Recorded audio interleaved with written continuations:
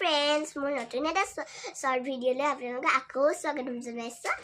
আৰু আবেলি হল স্কুলৰ পৰা আহি পেলাই ভন্টি একদম কি কৈছা বহা সুমাৰা দিয়া মোক সুমাৰা দিয়া বহা মই বহিম আৰু তাইক চাইকেল চলাব লাগে দেই মানে তুমি চলাচোন আৰু আজি মায়ে মানে আজি নহয় বহুত দিন হ'ল নতুন হটকেট এটা আনিলে দেই এইটো দেখিছানে কেনেকুৱা লাগিছে